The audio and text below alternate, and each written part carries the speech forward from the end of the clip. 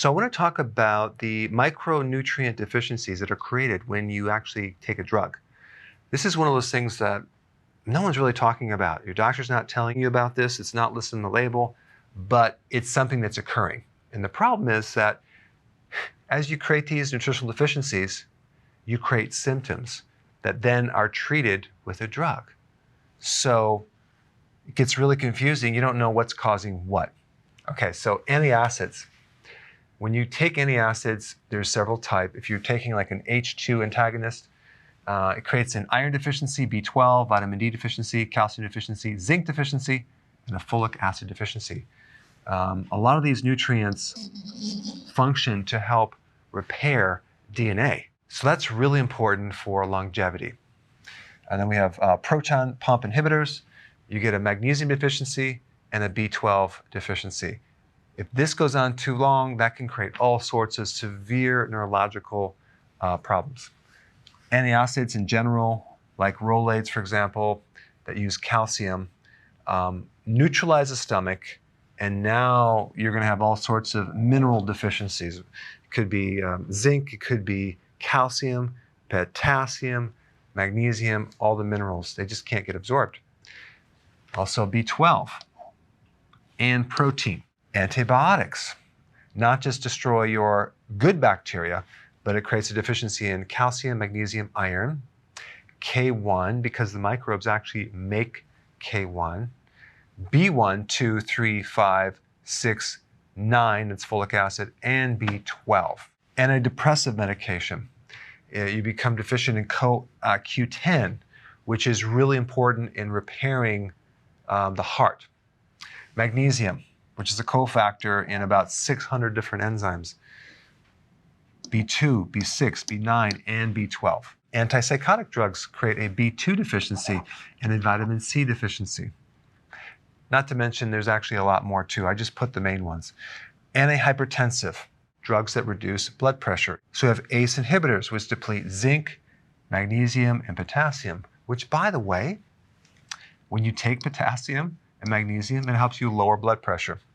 Okay, beta blockers, coenzyme Q10 depletion, vitamin D deficiency. Calcium channel blocker. So it's not only going to block calcium, but folic acid and the B complex. Then we have anticholesterol medication. I'm mainly talking about statins. This is a big one. It's going to create deficiencies with vitamin A, D, E, K, CoQ10, EPA, DHA. These are the omega-3 fatty acids that make up the brain structure, and it's intimately involved with the brain function. Because with statins, they're blocking the production of cholesterol. So you're going to have a problem with making cell membranes, hormones, testosterone, many things. Okay, corticosteroids. You'll have a deficiency of calcium and magnesium, and B1, by the way. Then we have metformin, which is for type 2 diabetes. It creates a deficiency in B12, B1, and B9.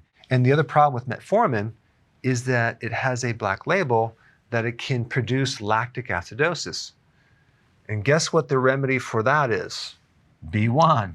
But if you don't have any B1, it can build up and can create a problem. Diuretics. It's a big one because diuretics are used to get rid of fluid, and they're given for people that have high blood pressure.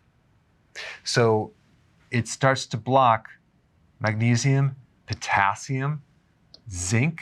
And if you take the diuretics that are potassium sparers, in other words, they don't deplete potassium, you'll get a buildup of calcium. So it throws off your electrolytes. It'd be interesting to see if you did take electrolytes, if you had fluid retention. That's because potassium and magnesium help to eliminate excess sodium, and they help balance your fluids, but they don't really look at that. Okay, hormone replacement therapy depletes B9, which is folic acid, magnesium, B6, and B12. And this is just the tip of the iceberg. We're not even talking about other side effects. Anyway, if you're taking in these medications, you better be taking these nutrients. Thanks for watching. Hey, if you're liking this content, please subscribe now, and I will actually keep you updated on future videos.